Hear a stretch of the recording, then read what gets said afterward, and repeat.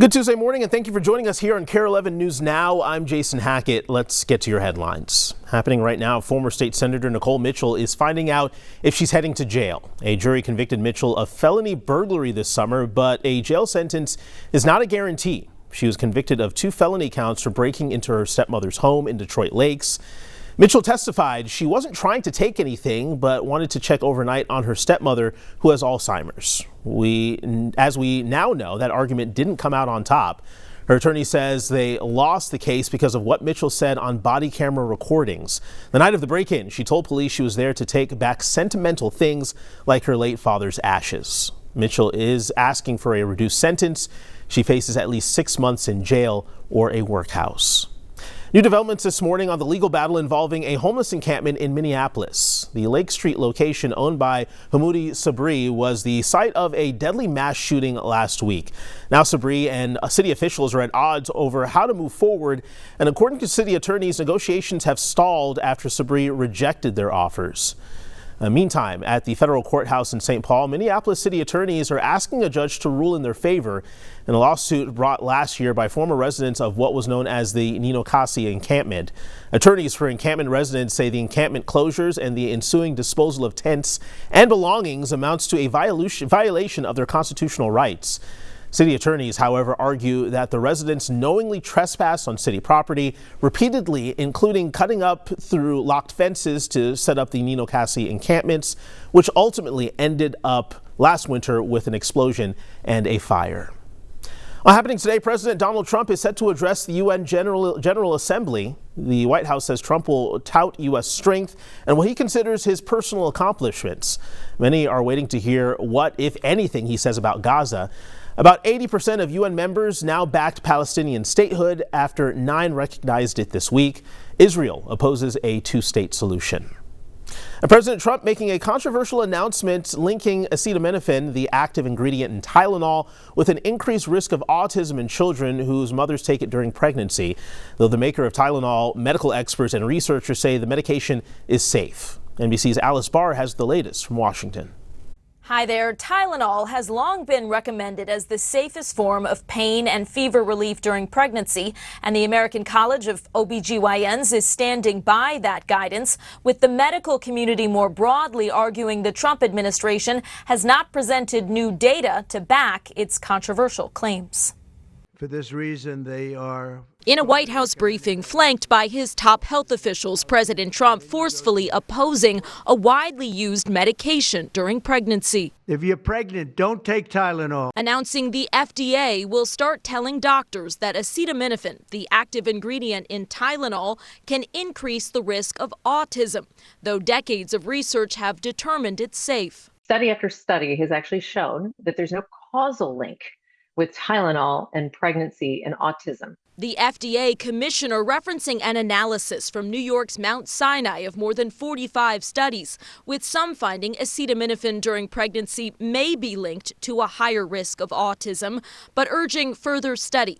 Many other large-scale studies, including one published last year in the Journal of the American Medical Association that included sibling comparisons, found no link. Gold standard research, 25 years, 2.5 million kids, no association. And while President Trump argued there was no downside to avoiding Tylenol in pregnancy aside from pain, You feel you can't tough it out? the company that makes Tylenol, which refutes any link to autism, noted that avoiding the drug could mean pregnant women, quote, suffer through conditions like fever that are potentially harmful to both mom and baby, or use riskier alternatives. Some parents of children with autism voicing frustration. I never used acetaminophen during my pregnancy with my son. It was actually a very painless pregnancy. He was never given it in his childhood or his infancy. While acknowledging the desire for answers, as expectant parents are left with more questions. The Trump administration also announcing a new $50 million effort to turbocharge autism research, while the FDA is set to approve the prescription drug leucovorin as a treatment for autism symptoms, though medical experts say there's little evidence it works. In Washington, I'm Alice Barr. Back to you.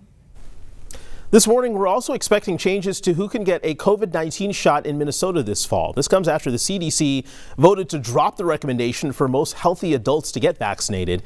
Minnesota now plans to defy that federal guidance to make sure anyone who wants the vaccine can still get it. Yesterday, the state health department issued an order allowing pharmacists to give the shot, legally protecting them from disobeying federal guidelines. I think that what Minnesotans need to know is that there hasn't been any change in the safety of the vaccine that would warrant more caution. And we want to be sure that people have access to it. The full recommendation will become final if it's cleared by the CDC acting director. This morning, the Turning Point USA tour is getting ready to head out east for its next stop at Virginia Tech. That's after the conservative organization swung by the University of Minnesota last evening. The organization was founded by the late Charlie Kirk as a way to reach young people and spread conservative politics. Kirk was shot and killed while speaking at a university in Utah nearly 2 weeks ago. Yesterday's event at Northrop Memorial in Minneapolis featured conservative commentator Michael Knowles, who took center stage in Kirk's absence. Students who stood in line for hours saying they were inspired by Kirk's words. Charlie was someone who made me so interested about politics from when I was a junior in high school. I'm hoping to see people come together after all of this. But protesters outside of the event said Kirk's words inspired division and hate. We are not ready to accept hate in our country as the standard. And the fact that there's so many people ready to be here and hear this message and celebrate it, it's terrifying. That protest remained peaceful and no violence or altercations have been reported. The Turning Point event was hosted by the University of Minnesota Turning Point chapter and was not university sponsored. Tonight, Jimmy Kimmel Live will return to ABC's airwaves nearly a week after the show was pulled for comments Kimmel made about Charlie Kirk's assassination. But not all stations will be airing it. Sinclair, a company that operates more than 35 ABC affiliates across the U.S., says it plans to replace Kimmel with its own programming. In a statement, the company says it's still in talks with ABC about the show's future. Kimmel is expected to address his comments surrounding Charlie Kirk in tonight's monologue. Some encouraging news about a 12-year-old girl critically injured in the mass shooting at Annunciation Catholic Church in Minneapolis. Her family says she is improving. Sophia Forches's family says she'll move from acute care to an inpatient rehabilitation program this week. They say she has a long road ahead, but she is making steady progress and showing signs of neurological recovery. Sophia was shot in the head and the bullet is still lodged in her brain. Her family is asking people to continue praying for her recovery. This morning, the entire Metro Transit Blue Line is shut down for maintenance. The closure went into effect at 10 o'clock last night and will last for nearly 2 weeks. Audrey Russo joins us now with a breakdown of your options. The Blue Line runs from Minneapolis in the Target Field area all the way down to the Mall of America. It hits the airport on the way down. Now you'll notice nary a speck of blue on this map. These are actually where all the replacement bus stops are going to be for the next 2 weeks, and you can see them here in black, these little dots. Plus, Metro staff will also be at these replacement bus stops in order to help riders navigate these changes. Now, according to the Metro Transit website, there won't be service on either the Blue Line or the Green Line between Target Field and US Bank Stadium. The Green Line will run up to US Bank, and then you can transfer to a bus to get further downtown. Now, Metro Transit reps say the Blue Line replacement buses will run up to every 8 minutes, but they stress you are still going to have to budget for extra time. Buses, unlike trains, they have to be in traffic. They have to go left and right at intersections, and so it will take a little more time for people in some places along the corridor. Now, these changes are just phase 1 of a 3-stage plan to upgrade the entire light rail system. Be forewarned, you are also going to have to pay $2 to ride these replacement buses. Back to you.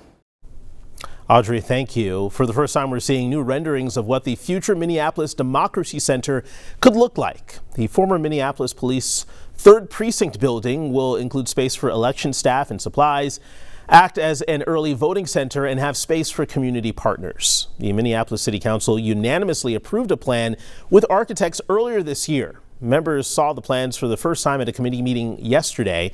During the presentation, city officials say the center will improve the voter experience.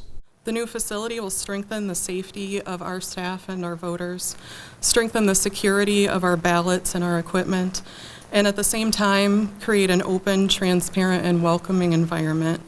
Those are values that are essential to the voter experience.